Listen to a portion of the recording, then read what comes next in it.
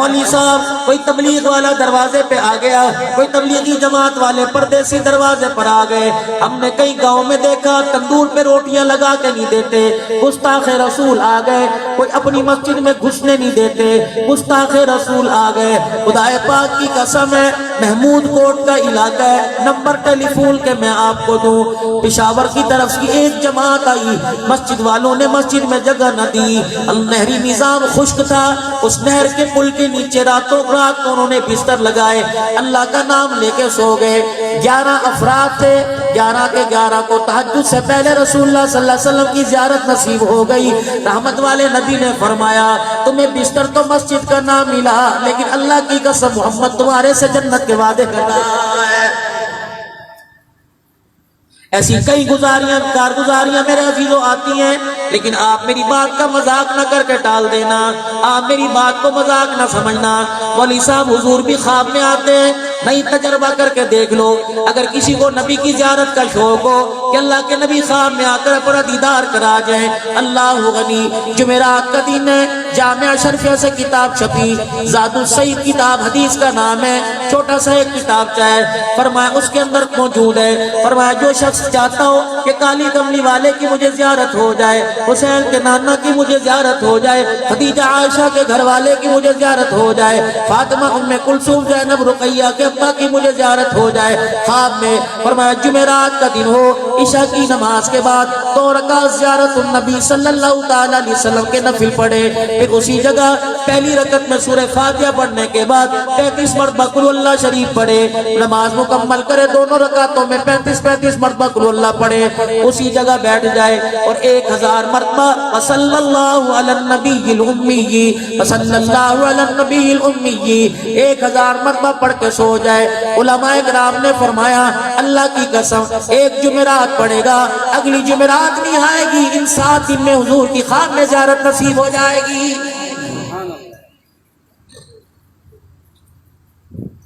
اگر کوئی چاہتا ہو مجھے مدینے کی حاضری نصیب ہو جائے، اگر کوئی چاہتا ہے مجھے بیت اللہ کا طواف نصیب ہو جائے، اللہ اکبر، پیسے والے نہیں جایا کرتے بلکہ مقدروں والے جایا کرتے ہیں۔ میرے عزیزوں، عشاء کی نماز کے بعد 100 مرتبہ اسی نیت سے درود شریف پڑھنا شروع کر دو، یا اللہ میں درود شریف پڑھ رہا ہوں، اللہ مجھے حج کروا دے۔ اللہ کی قسم اللہ دلوں کو دیکھتا ہے، پیسوں کو نہیں دیکھتا، اللہ جل شانہ کو نہیں دیکھتا، پروردگار عالم کو نیتوں کو دیکھتا ہے۔ میرے عزیزوں، جب آپ اپنے لیے ہاتھ اٹھا کر مال کی ترقی، مال کی زیادتی کی دعا کرو، کاروبار میں ترقی کی دعا کرو، وہی ہاتھ اٹھا کر دعا کر لیا کرو۔ یکم محرم الحرام ہے، رحمت للعالمین صلی اللہ تعالی علیہ وسلم جس کے دروازے پر دولہا بن کے آئے وہ کون ہے؟ جناب عمر فاروق رضی اللہ تعالی عنہ کی شہادت کا دن ہے۔ کون ہے کہ ہاتھ اٹھا کر جب بھی دعا کیا کرتے، کہا کرتے اللہم ارزقنا شہادت فی سبیلک واجعل موتنا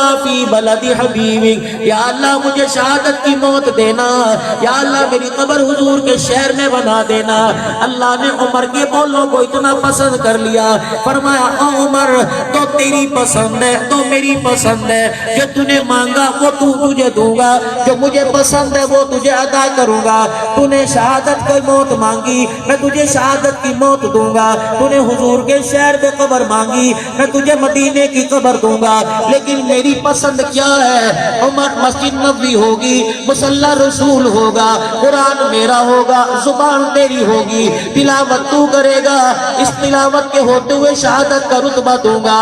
عمر تو نے مدینے کا مدفن مانگا، عمر تجھے مدینے کا مدفن بھی ملے گا، اور روزہ انور میں رسول اللہ کے ساتھ قیامت کی صبح تک تجھے ساتھ بھی مل جائے گا۔ فرمایا من استطاع ان یموت بالمدینہ، او لوگو جس آدمی کی تمنا ہو، جس آدمی کو اللہ پیسہ دے دے، جو آدمی رقبے والا ہو، جس آدمی کو اللہ صاحب ثروت بنا دے، جس آدمی کو اللہ مال ڈگے شہر کی موت نہ مانگنا، او کھاریاں کی موت نہ مانگنا، قبر تو کہیں بن جائے گی۔ فرمایا اگر تمہارے میں مدینے میں مرنے کی طاقت ہو، استطاعت ہو، تو ٹکٹ کٹا کی زندگی کے آخری ایام میں جب کھانس کھانس کے برا حال ہو جائے، لوگوں ڈنڈے کے بغیر بغیر چلنا دشوار ہو جائے، اینک کے بغیر دیکھنا مشکل ہو جائے، اعلیٰ سماعت کے بغیر سننا مشکل ہو جائے، دماغ بھی میرے عزیز و فیصلے عجیب عجیب کرنے لگ جائے، فرمایا اس وقت ٹکٹ کٹا کے میرے مدینے میں آ کے بسیرا ڈال لینا، کسی کونے میں بیٹھ جانا، روٹی نہ ملے کھجوروں پہ گزارا کر لینا، زمزم پہ گزارا کر لینا، میرے روزے کی سنہری جالیوں کو دیکھ کر اپنا کلیجہ ٹھنڈا کر لینا، اور میرے مدینے میں مرنے کی تمنا کرنا۔ اللہ کی عزت کی قسم ہے، جس کو مدینے میں موت آ گئی اور اس کا مدفن مدینے میں بن گیا، قبر جنت البقیع بن گئی، میں اللہ کی عزت کی قسم اٹھا کے کہہ رہا ہوں وہ قیامت کی صبح تک میں محمد کا پڑوسی بن گیا۔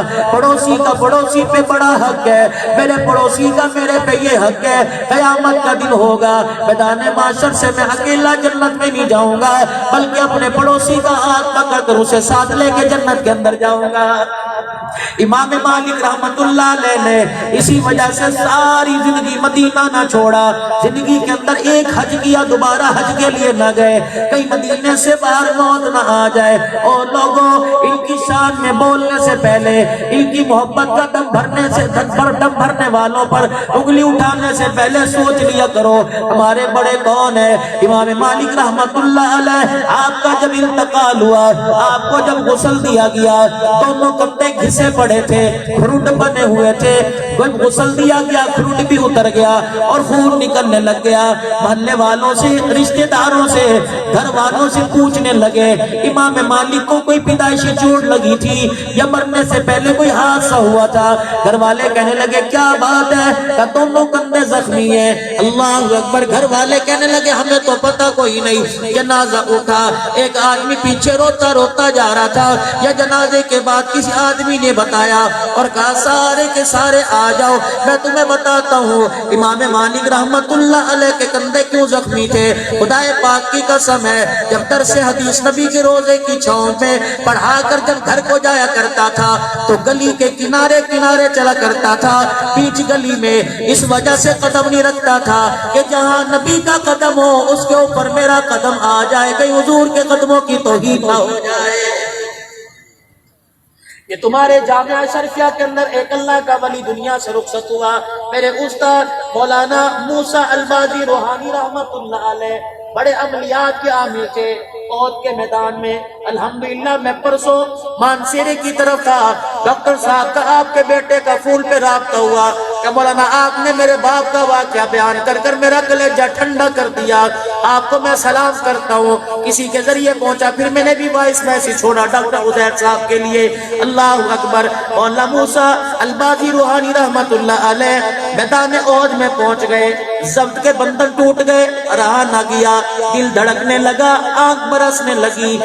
میدان عہد کے اندر اپنے کندھے سے چادر اتاری، 2 رکعت کی نیت باندھی، سلام پھیرا، سلام پھیر کر عہد کے میدان کے پہاڑوں کی طرف انگلی کا اشارہ کیا اور کہنے لگے او عہد کے پہاڑوں، تم نے تو رسول اللہ کو یہاں روتے دیکھا، عہد کے پہاڑوں چچے کی میت پر روتے دیکھا، مصعب بن عمیر کو کفن دیتے دیکھا، عہد کے پہاڑوں چچے کا 72 مرتبہ جنازہ پڑھتے دیکھا، عہد کے پہاڑوں کے پتھروں یہاں تم نے رسول اللہ کو زخمی دیکھا، آپ کا خون مبارک کیسے نکلا تھا، آپ کے دندان مبارک کیسے شہید ہوئے تھے، آپ گڑھے میں کیسے گر گئے تھے، صحابہ کا سہارا لے کے آپ کو اٹھایا گیا۔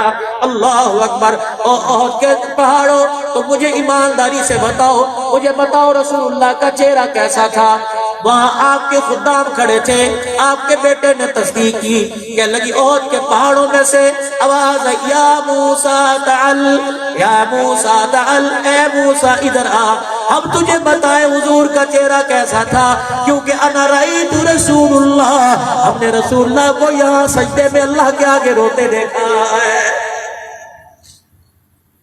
عہد کے پہاڑ کی طرف اشارہ کر کے فرمایا یہ مجھ سے محبت کرتا ہے، میں اس سے محبت کرتا ہوں۔ حضور کی محبت میں تو کھجور کے درخت کا تنا بھی رونے لگ گیا تھا۔ جب نبی کے لیے پہلا منبر بنوایا گیا، آپ کی عادت شریفہ کیا تھی؟ کھجور کے تنے کے سہارے کھڑے ہو کے خطبہ دیا کرتے تھے۔ جب نبی کے لیے پہلا ممبر بنا دیا گیا، آپ اس دن کھجور کے تنے کے سہارے کھڑے نہ ہوئے، ممبر پر بیٹھ کے خطبہ ارشاد فرمایا۔